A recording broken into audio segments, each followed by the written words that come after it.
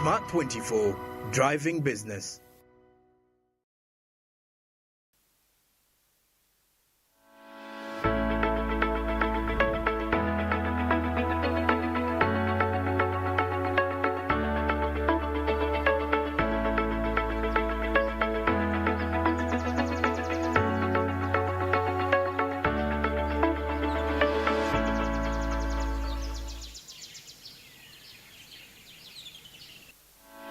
Back from that long break, it's exactly 16 minutes past.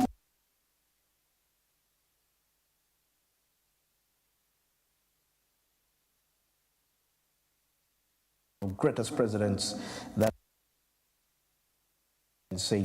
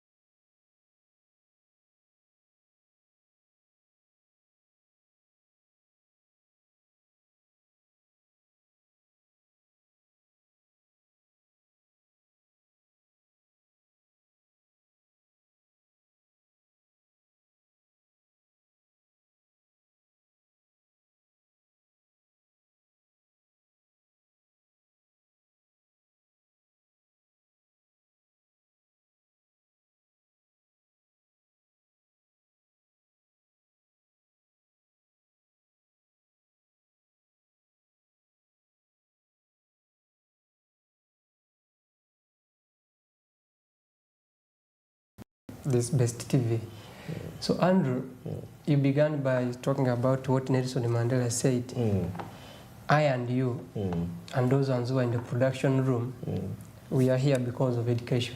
very true, very regardless whether where you got it from, the level, but we are here because of education. Very true. So the question of education, we can't take it for granted because it is the only tool that will help the son of the peasant to sit on the table where decisions are being made. Okay, yeah. Because you are not a family member of a royal family, you don't come from the ruling family.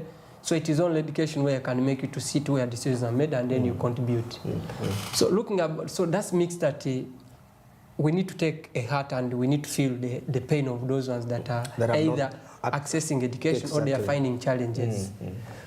So when you talk about the macroeconomic policies, inflation, etc., we need to begin from what's the nature of the nature of education that we have in Uganda. In Uganda, yes. And what is the nature of the state?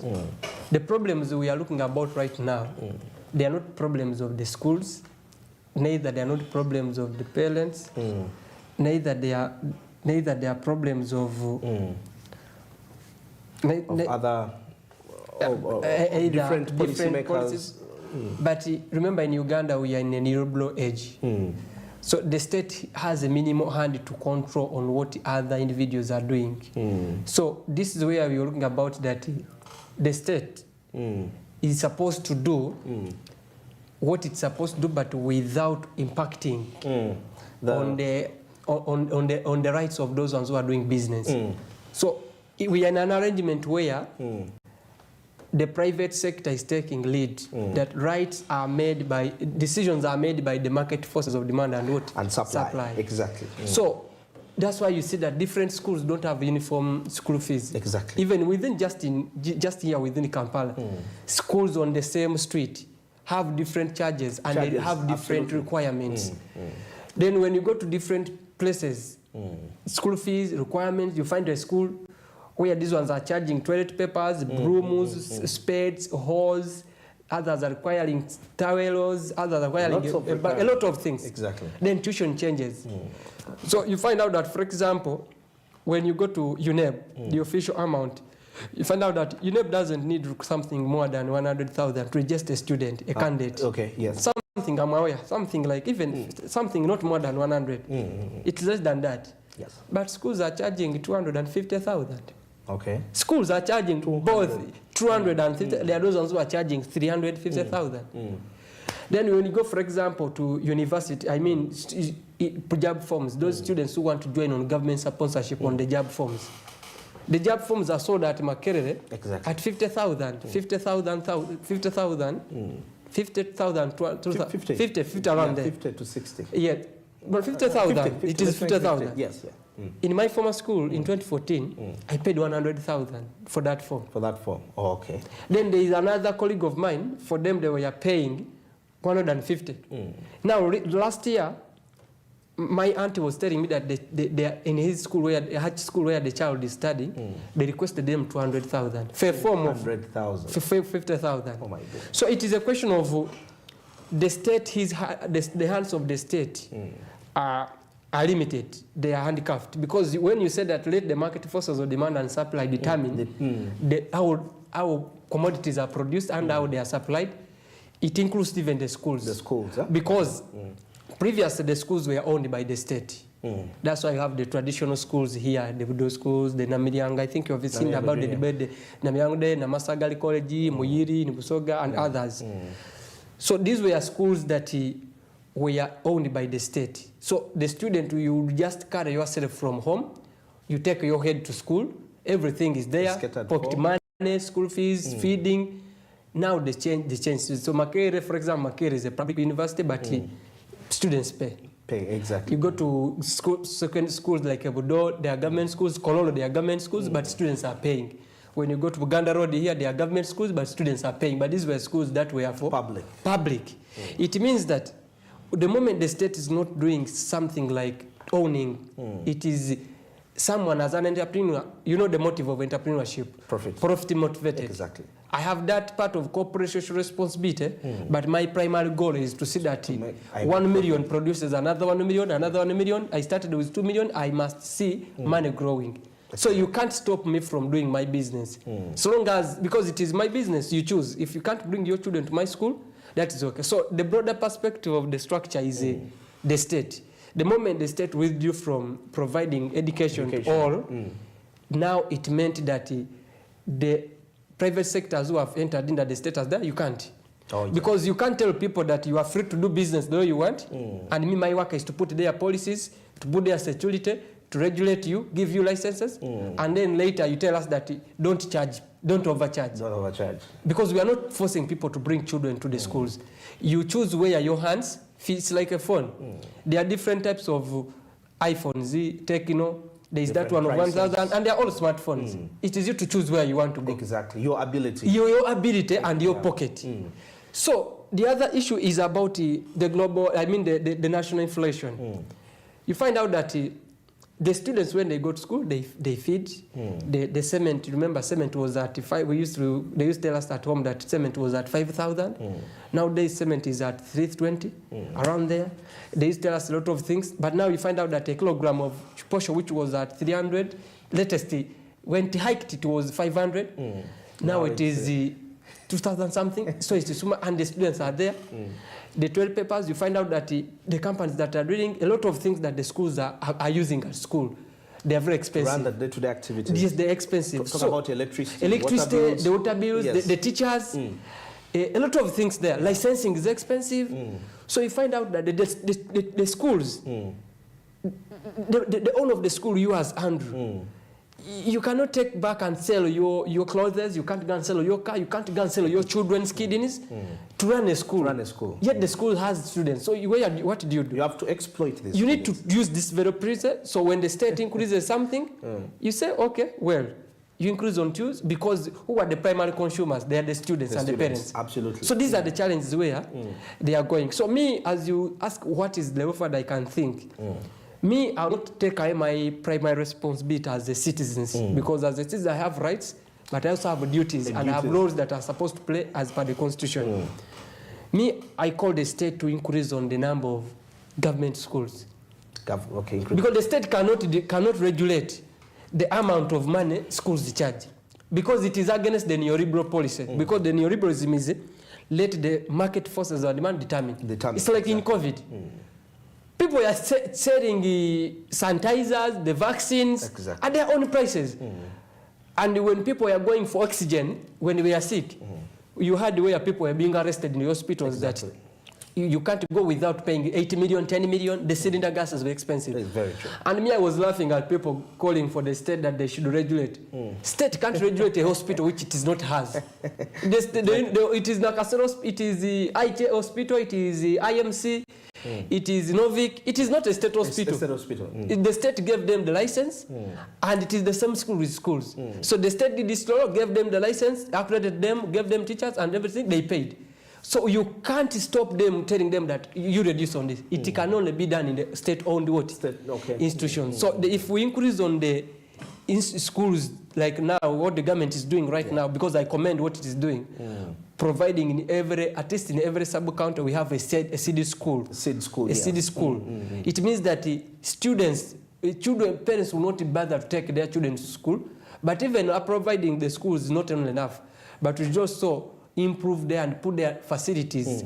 Let laboratories be working, let the computer lab be working, let books be there, and let teachers be posted there. Because the reasons when you ask these parents why they want to go to other expensive schools, they will tell you that here teachers are there, they give their children time, they eat very well, they security, a lot of issues. Then the other thing, it is to elevate about it, to be able to increase on the capitation.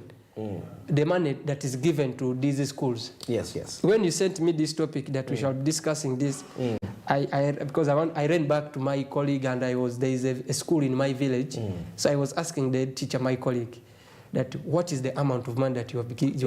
Yes. I will not mention the school, but this school has 126,000 students.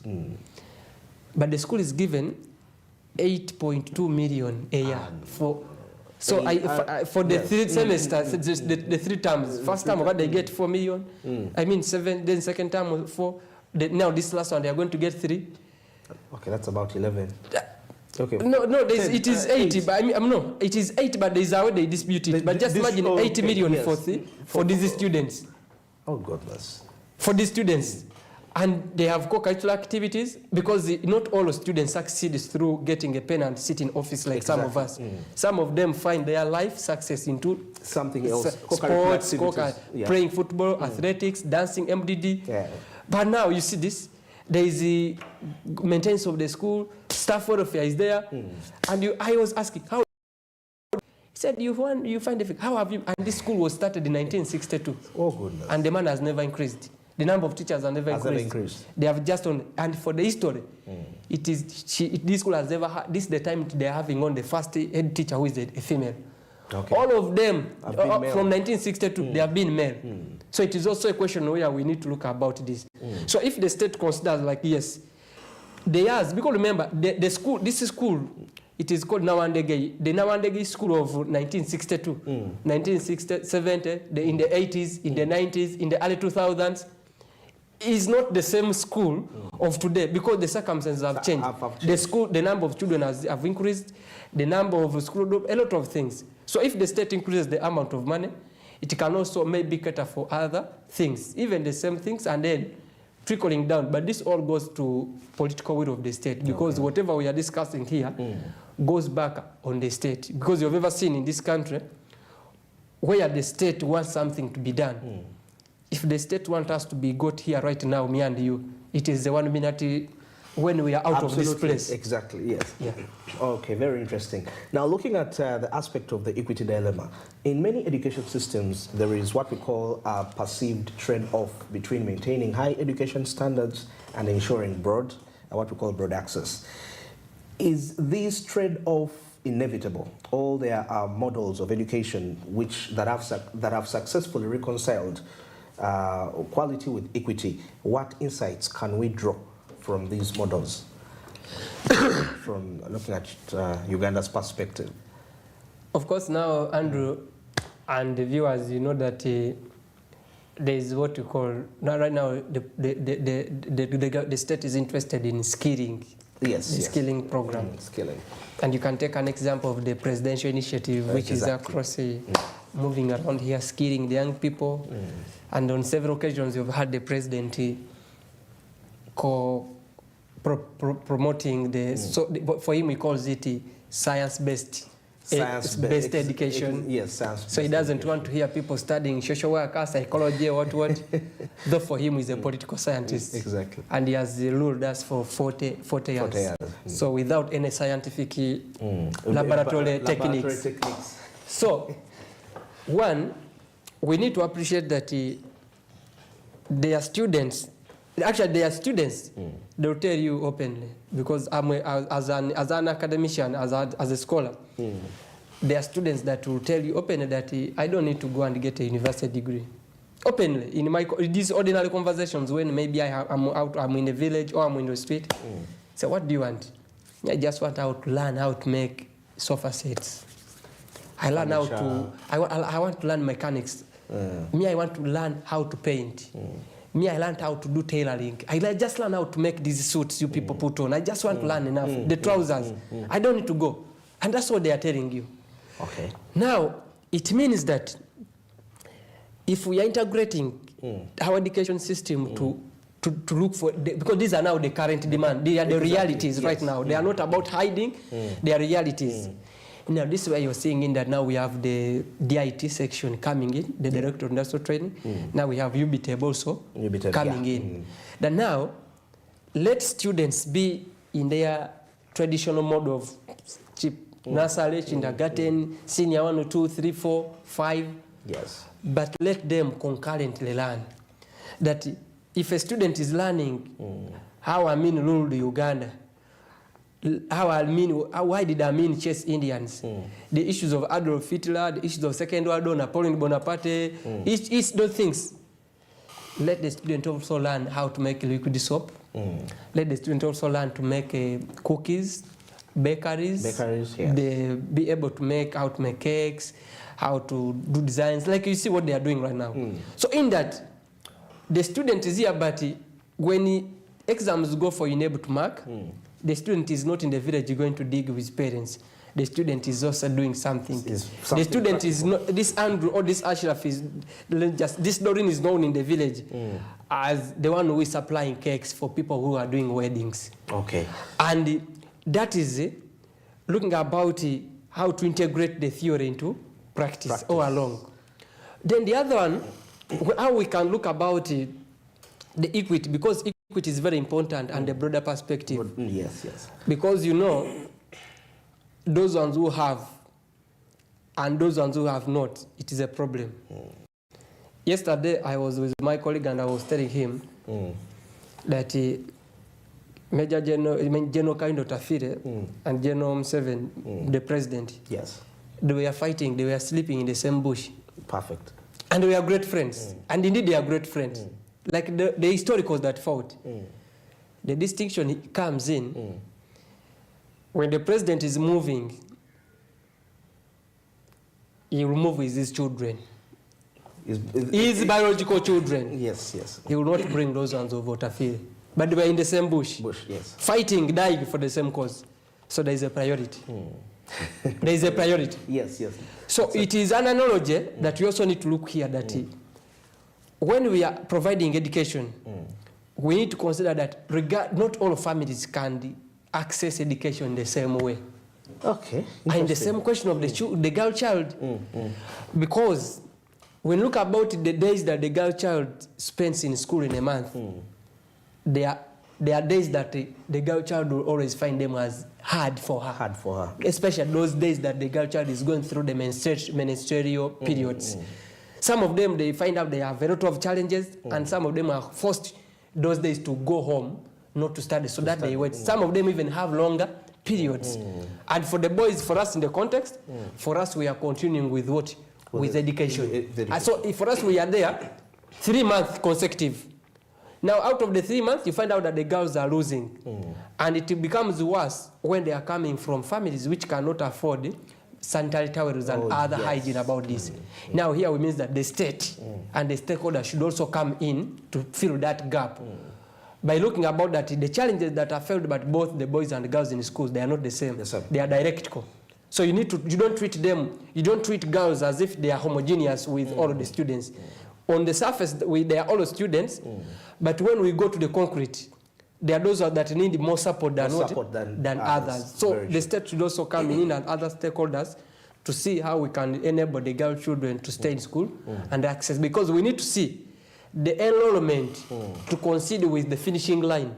If it is enrollment of 1,000, let them finish all of them. 1, but you find out that enrollment of candidates is 500, and then you finish out that 2,000 are finished, and when you ask about the girls, only 50 out of them are finished. And you ask where the 150, they are married, they are doing mates, they are pregnant, others are being taken to Middle East to do this kadama job, and then you find out that the visa cycle of poverty in the family and the community is what? Yet we are looking about education, Andrew, as a way, because every person, every household, every parent takes their children to school with the hope that the child is going to be a journalist, is employed somewhere. The son is going to be a lecturer, is going to be a doctor, is going to be a lawyer, is going to be a teacher, is going to be an engineer, is going to be a carpenter, is going to be etc. extra. What the outcome is this? He will be earning money. He will be able to construct from a good house that I was not able. He'll buy from a car. He'll take his young sibling to school. But now, if this doesn't happen in a family, what does it mean? It means that the socio-economic challenges that we go, poverty, domestic violence, they are going not to end about this.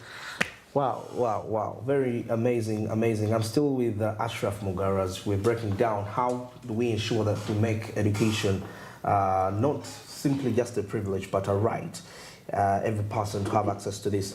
Now, of course, given now the stack of what we call socioeconomic disparities in Uganda, how might progressive redistribution mechanism, such as talking about means-tested fees structures or progressive taxation, ensure that educational funding is equitable without placing undue burden on either the state or higher income families?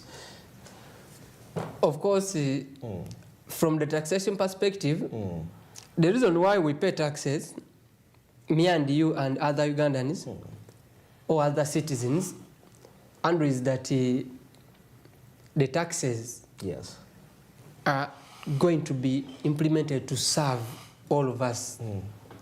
Now, of course, it is a fact that the tax collectors and the people who use taxes to implement, none of their children are in these schools that are performing poorly.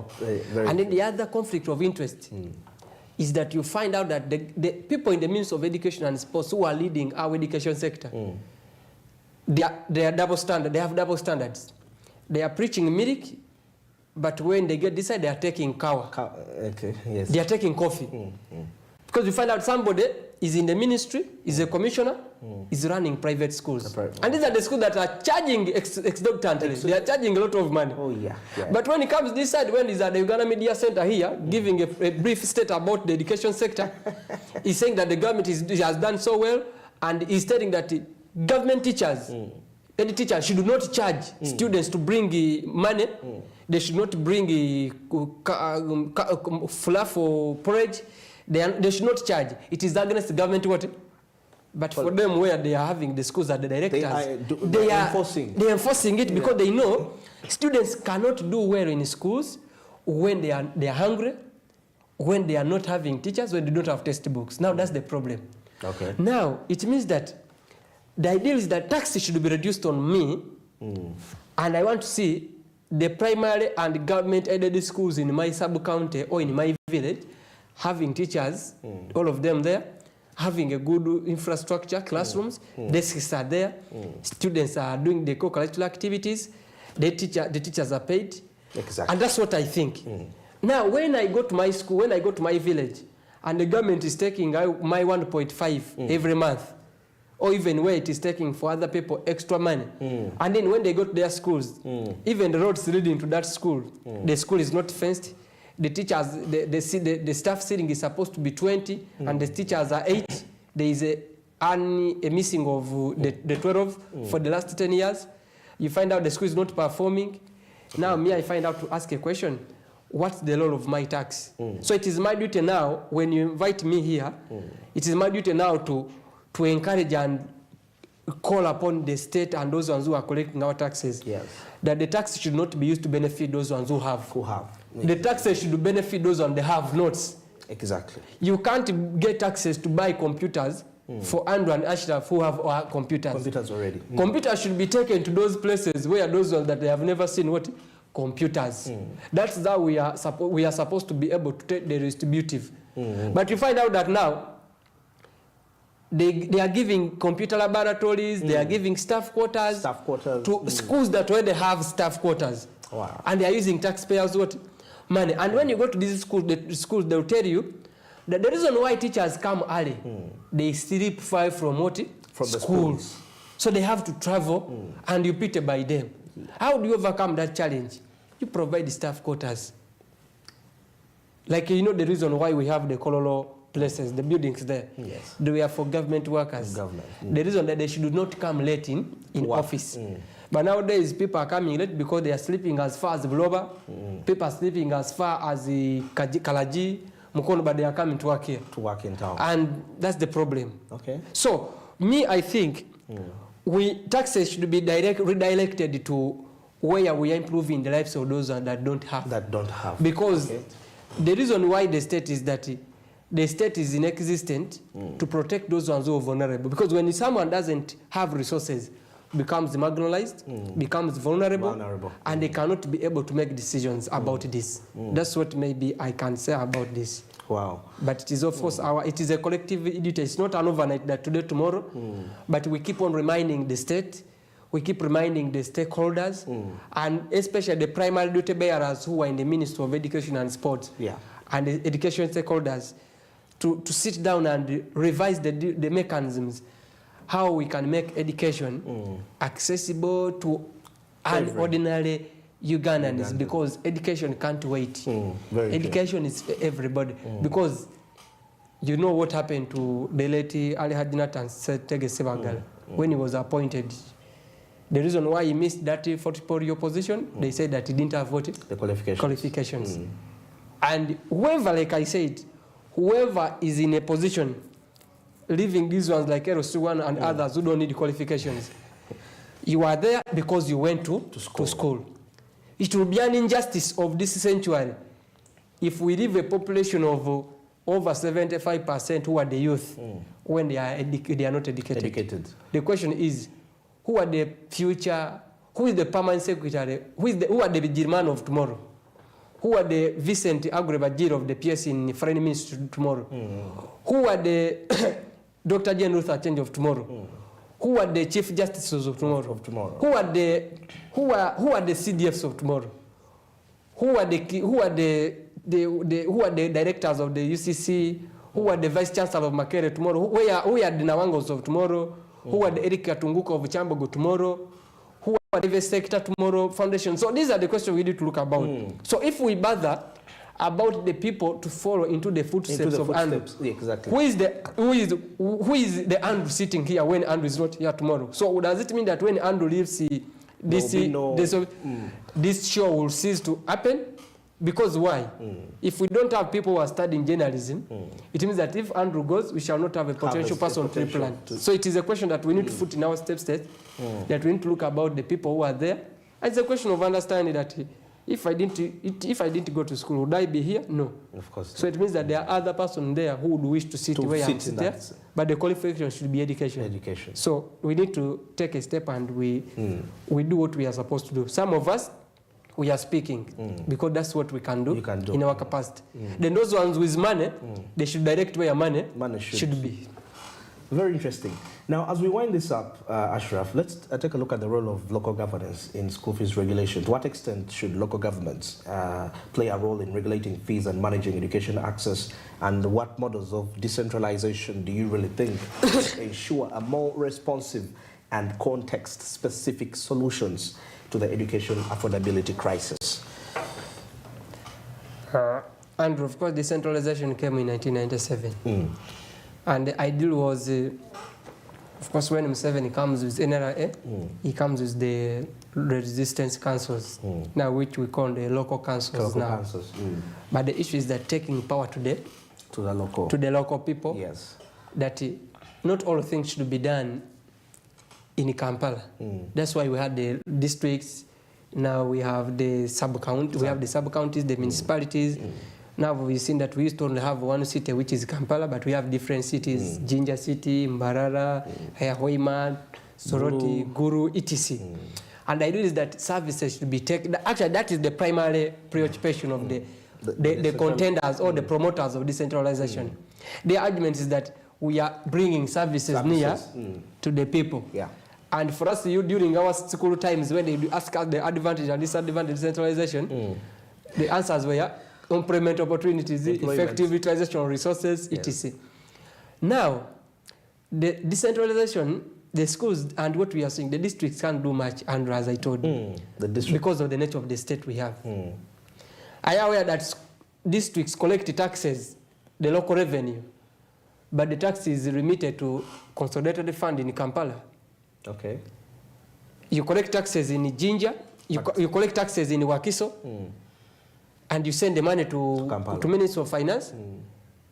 Sending it is just a few minutes. Getting it, you plead. I think you've heard these stories. And you send it there, but getting it is very problematic because of the bureaucracy. And this is the reason why you find out that a lot of projects in local governments end up unimplemented. You find out that some people have a budget of 1 billion. They end up taking back 500 million unutilized. Reason, the bureaucracy and the procedures of getting money from the consolidated fund is done. Now the issue is, local governments, if we need the education sector and other services to be implemented locally into local government, like the policy is, we need to empower them fully. Let them not just be there's what called warm bodies. They are just there. We see local government is working. We see the local, for example, you see the LC5, you see the district education officer, the district inspector of school, they are in office. They are powerless because their decision they can't do. They are, everything they are supposed to send to Kampala. We wait for the commissioner. We wait for the commissioner in charge of Eastern Uganda. We wait for the minister to decide. Now, it means that if you are here and you say we gave you powers to bring service to the people, and you have money, and this money, we are deciding we want it to fence a school. Maybe we want to buy sanitary towels for the girl children, or even we want to buy books or uniforms to those students who don't have, and the money is there. Yeah, it's there. And they say, you know that one, we know the conditional and non-conditional grant. Conditional, if it is a latrine, it must be spent on a latrine. Yes. Even if you have other latrines that Andrew has donated, this money should be sent on that latrine. Now, the unconditional, now can you imagine? You know these things, because they have very hard experience with them. Somebody tells that you put in a requisition for the money, and it even surpasses the quarter where the money is supposed to come. Then you go into another quarter. Then the money comes in May. Yet the financial is ending in June. Exactly. Yes. And the money is coming. You're supposed to implement it on a project which requires 8 months. The law dictates that now you will not spend that money, because by the time you start on the project, you'll be in another financial year. Now that's how money ends up going back to the center. And you ask, how are you given the money and you people don't use the what? The money. The money. How are you given the money and you don't renovate these buildings in the school? You don't slash, you don't buy mowers, you don't paint the buildings, you don't implement co-curricular activities, you don't buy basketball nets, netball poles, you don't buy football poles. The teacher will tell you, no, but the money came late, we cannot use it, so we had to take it back. And a lot of money is doing that. So it means that on paper, decentralization looks very good. And we see teachers are there, district education officers are there, the district inspectors of schools are there. But the idea is that the truth is these people are not politically empowered. They cannot make certain decisions. So it's like for you buying a phone for your girlfriend or a car, and later you tell her, never use this road. Never take Andrew in this car, so and so. You can't buy a car or you can't buy a phone for someone and then it dictates on who you should call and should not call. Exactly. The moment you buy Andrew a car, you can't give Andrew money and say, but Andrew, don't share this money with Doreen. Don't share this money with Honorable Nathan Igeme Nabeta because the rich man. No. When you give Andrew, it is Andrew to know. It is no longer now your business. But now here, the state still have a nose. The state is interested in knowing what is happening down there with local government. So the moment we need to empower them. So without empowering them, nothing much. Because the challenge they will tell you this thing that we can't do much because we collect money, but the money goes back home. And most of for us to make decisions, even the cow. Because you ask, why do you have a local government and the cow is appointed by the Ministry of Public Service? Yet the other civil servants are appointed by the service what? It means that the cow is answerable to the central government. It's not answerable to the local government this side in Jinja or Kwakiso or Mkono or where. Okay. So that is some of the dilemmas that we need to think and we overcome about this. Because if we empower somebody, empower them economically, financially, politically, don't just empower them in theory, but in any practice, they are crying indoor. Yeah. Wow, very interesting. We are really getting caught up with time. But maybe as we wind this up, my last question is that what's your last word you give to the headmistresses, to the different school owners out there as on how they can run about this term, according from your experience and your opinion? And of course, the term is that we are in the third term, where students are going for end of term exams. Promotion to another. Yeah, they are going for promotion classes. Those ones who are doing UNEB, they are going for UNEB, and those ones who are for promotion like that. And it is a quite short term because it is some other activities very short. But the issue is about that I call them school managers, the teachers, the directors. So the school managers should really just think about it. For example, if last year you had candidates 50 and you only had 10 pass, ask yourself, what went wrong? What went wrong? Can I make life? Second, if you were in A-level and your students were not able to get maybe even government scholarship, others were not even going to get either diploma, you think about it. How do you partner about this? Then the other thing is that the school managers, the teachers, the administrators, they should even move away from the comfort zone. They're comfortable. They should not move away from the comfort zone of seeing things.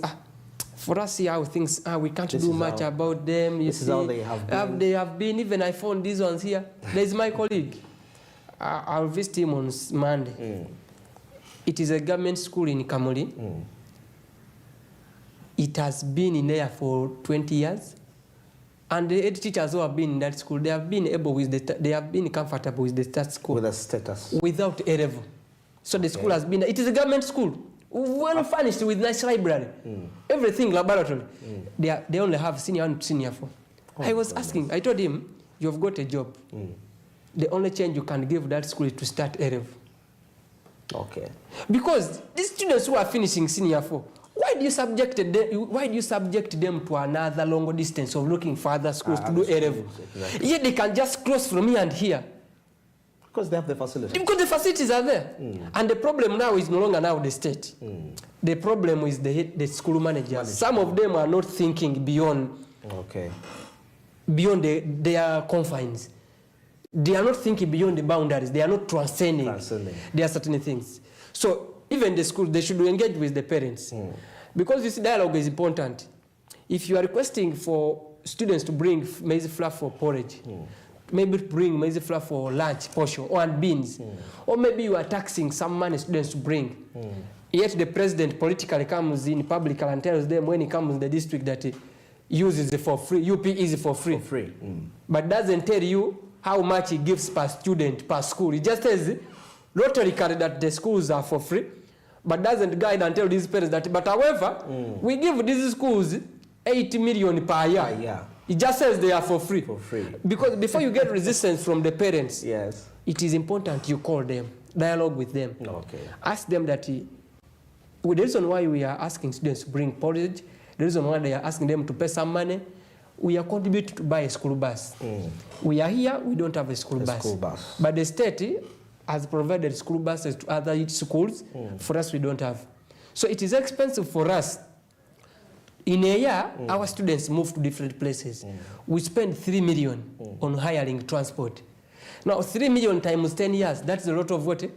So if we save that 3 million, and then we also add the contribution of the 20,000 from each student, from each parent, we can get ourselves a coaster and we solve that problem for once and for all. The same thing with food. You tell them that students cannot study well when they are hungry, so we need to, and we can't continue sending them back home that they should come for lunch and then they come back to what?